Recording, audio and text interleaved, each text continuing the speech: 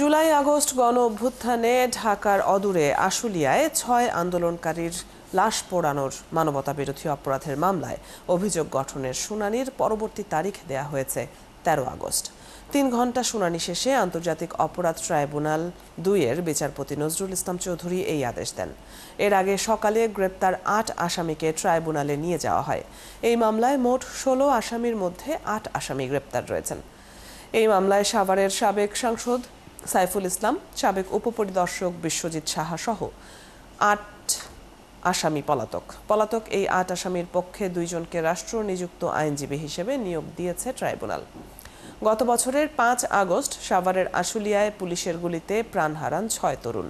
এরপর পুলিশ ভ্যানে তাদের লাশ তুলে আগুনে পুড়িয়ে দেওয়া হয়। নৃশংস এই ঘটনার সময় একজন জীবিতও ছিলেন, কিন্তু তাকেও বাঁচতে দেওয়া হয়নি। পেট্রোল ঢেলে জীবন্ত মানুষকেই পুড়িয়ে মারা হয়।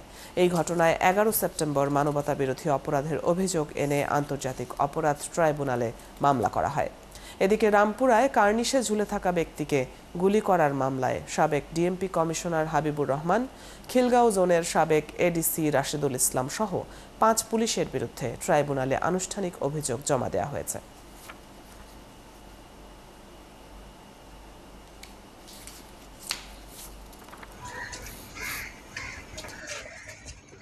একজন আসামি চঞ্চল চন্দ্র সরকার জেল হাজতে আছে, 4 জন পলাতক। এটা এখন আদালতে দাখিল হয়েছে।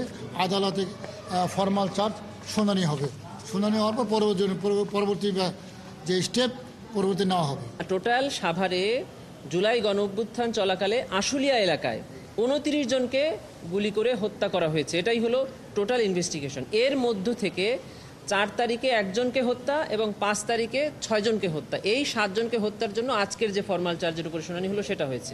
যার বিরুদ্ধে আমরা মূল অভিযোগটা এনেছি ডিআইজি সাহেব সৈয়দ নুরুল ইসলাম, উনি করেছেন কি, যারাই নিষ্ঠুরতা দেখিয়েছেন, যারাই বর্বরতা দেখিয়েছেন, যারাই আন্দোলনের কঠোরতা দেখিয়েছেন, তাদেরকে অর্থ পুরস্কার দিয়েছে আশুলিয়া থানায় এসে।